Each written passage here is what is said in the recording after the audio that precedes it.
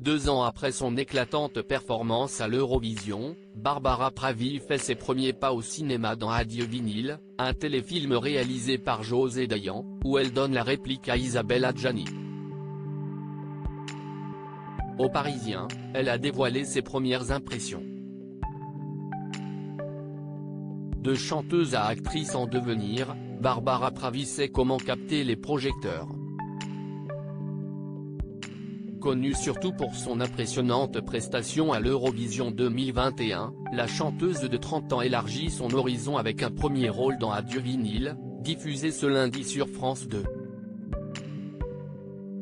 Le téléfilm réalisé par José Dayan s'est offert un casting riche en talent, comprenant des poids lourds du cinéma français tels qu'Isabelle Adjani, Mathieu Amalric, Jacques Bonafé, Jérôme Deschamps et Hugues Questet.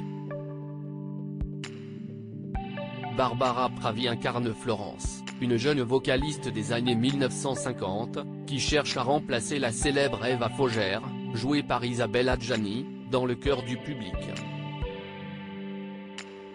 Un rôle qui la propulse vers de nouveaux défis et qui incite sa rivale fictive à prendre des mesures drastiques.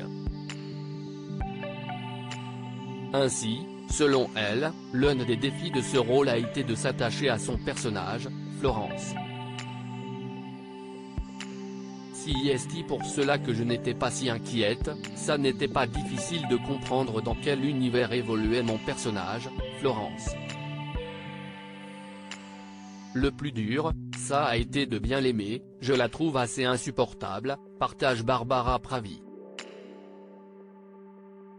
Isabelle Adjani hyper bienveillante. L'expérience de tournage semble avoir été enrichissante pour la jeune femme, particulièrement son interaction avec Isabelle Adjani, une des grandes dames du cinéma français.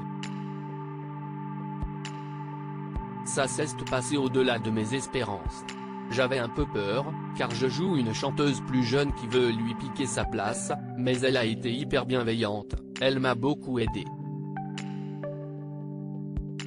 J'ai adoré cette première expérience avec de grands comédiens, mais pas seulement, j'ai aimé découvrir comment fonctionne un tournage, le nombre de gens qui se mettent au service d'un film et d'une réalisatrice, révèle Barbara Pravi.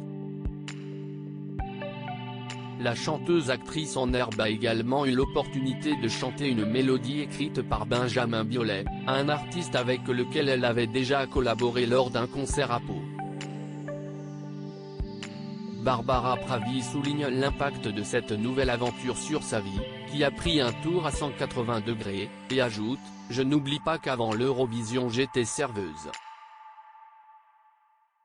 Il semble que cette artiste polyvalente ne soit qu'au début d'une carrière prometteuse, qui transcende les frontières entre musique et cinéma.